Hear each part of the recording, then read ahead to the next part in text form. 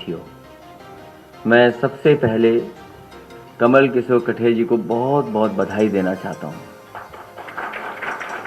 और मैं मुबारकबाद इस बात के लिए देना चाहता हूं कि आज की परिस्थितियों में सबसे ज़रूरी चीज़ है वो है जानकारी होना। और मैं समझता हूं आपकी किताब भागीदारी का संघर्ष के माध्यम से और पूर्व में जो किताबें लिखी हैं उनके माध्यम से सच्ची जानकारी लोगों तक पहुंचेगी। और जब जानकारी होगी लोगों को तो कम से कम अपने हक और सम्मान के लिए वो आगे बढ़ कर के आएंगे। हम आपको भरोसा दिलाते हैं कि जिस उद्देश्य और जिस मकसद से आपने इस किताब को लिखा है और लगातार आप संघर्ष कर रहे हैं, उस संघर्ष को अपनी पार्टी के विचारधारा से कैसे शामिल करते हुए और इसको जमीन तक लेके जाएं। ये सच है कि दुनिया में कोई ऐसी जगह नहीं है जहां पर इस तरह का भेदभाव होता रहा हो। भारत में ही जितना भेदभाव देखने को मिला शायद दुनिया में कहीं नहीं दिखता है, और वो भी एक दूसरे से जात के आधार पर। हो सकता है भेदभाव किसी और रूप में हो दुनिया में, लेकिन जात के आधार पर भेदभाव नहीं हो सकता।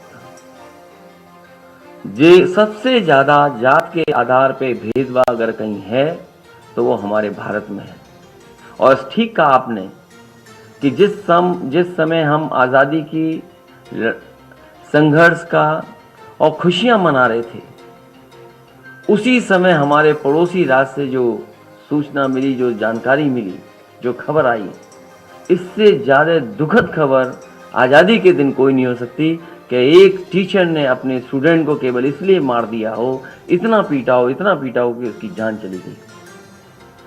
हालांकि वो वीडियो कई रूप में आए हैं, मैं उसकी सच्चाई तक नहीं पहुंचा हूं, लेकिन जो वीडियो सर्कुलेट हो रहा था व्हाट्सएप पर, अगर वो वीडियो सही है तो जो भी वीडियो देखेगा मैं समझता हूं उसके अंदर गुस्सा भर जाएगा ऐसे व्यक्ति के खिलाफ जिसने ऐसा अन्याय एक बच्चे के साथ किया। और सोचो, पानी को लेकर के अगर और केवल जात के आधार पर, आप में से बहुत सारे लोग हैं जो समय समय पे न जाने कितना भेदभाव देखा होगा। अगर नौकरी की ऊंचाइयों तक पहुंचे होंगे, पद पर बैठे हुए भी होंगे, तब भी आपने उसका सामना किया होगा। हर स्तर पे आपने भेदभाव का सामना किया होगा। इसलिए जरूरी बनता है जो आप जानकारी हासिल कर करके और सही तथ्यों को इकट्ठा कर करके एक किताब में सजो रहे हैं। हमें उम्मीद है इस किताब के माध्यम से, आपकी इस लेखनी के माध्यम से बहुत सारे लोगों को सही जानकारी मिलेगी। जो हमारी सामाजिक लड़ाई है, जो हमारी आर्थिक लड़ाई है, जो हमें न्याय मिल जाना चाहिए था, शायद उस न्याय को पाने के लिए हम एक कदम आगे बढ़ेंगे। जो सामाजिक आर्थिक लड़ाई है वो हमेशा बनी रही है, और हमें याद है समाजवादी चिंतक जितने भी हैं वो हमेशा यही कहते रहे कि जाति तोड़ो का आंदोलन हो। बाबा साहब भीमराव अम्बेडकर जी भी यही चाहते थे कि जातियां टूट जाएं, लेकिन जाति नहीं टूटी। डॉक्टर राम मनोहर लोहिया जी चाहते थे कि जाति टूटें, जाति नहीं टूट पाई। धर्म बदल जाते हैं लेकिन जात नहीं बदलती। शायद जाति हमारी सच्ची पहचान बन करके है। इसलिए हमें और आपको मिलकर के आज के समय पर एक ऐसी लड़ाई में आगे बढ़ना है और जागरूक करना है लोगों को, जिससे हम लोग इस लड़ाई में कामयाब हो जाएं। लड़ाई बहुत लंबी है, बहुत कठिन है, क्योंकि जिनसे हमें लड़ना है, जिनसे हमें कुछ पाना है, वो बहुत ताकतवर लोग हैं। कोई संस्था ऐसी नहीं जहां पर वो ना पहुंच गए हों। हर संस्था पे उनका कब्जा है। अब जब संस्थाओं पे कब्जा हो जाता है तो शायद हमें और आपको न्याय भी नहीं मिल सकता है। आपकी सच बात को भी झूठा बनाया जा सकता है, और हम लोगों ने समय समय पे देखा है झूठ बात को भी किस तरीके से सच बना देते हैं।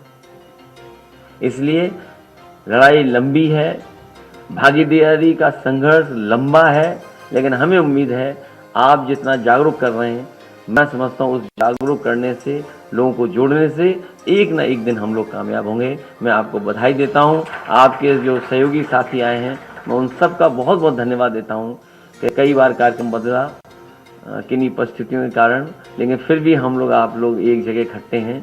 हालांकि छोटा कार्यक्रम मैं चाहता था हो, उसी के अनुरूप आप लोग कम संख्या में आए हैं, लेकिन जब आप बड़ा कार्यक्रम जब कभी कहोगे तब बड़ा कार्यक्रम किया जाएगा, जिससे और लोगों तक ये बात आपकी पहुंचे।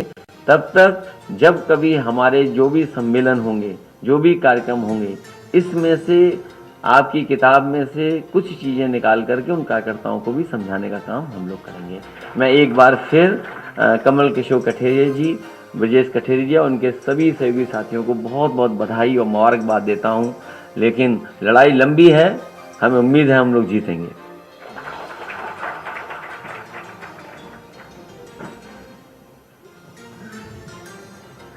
क्या है ये? बैठो बैठो बैठो, अभी बैठो बैठो, अभी बैठ जाओ, अभी बैठ जाओ, ए बैठ जाओ, ए बैठ जाओ, अभी नहीं, बाद में बुला लेंगे। मैंने अच्छा वो हम पढ़ लेंगे, तब अभी बैठ जाओ ना, ये प्रेस के लोग चाहिए।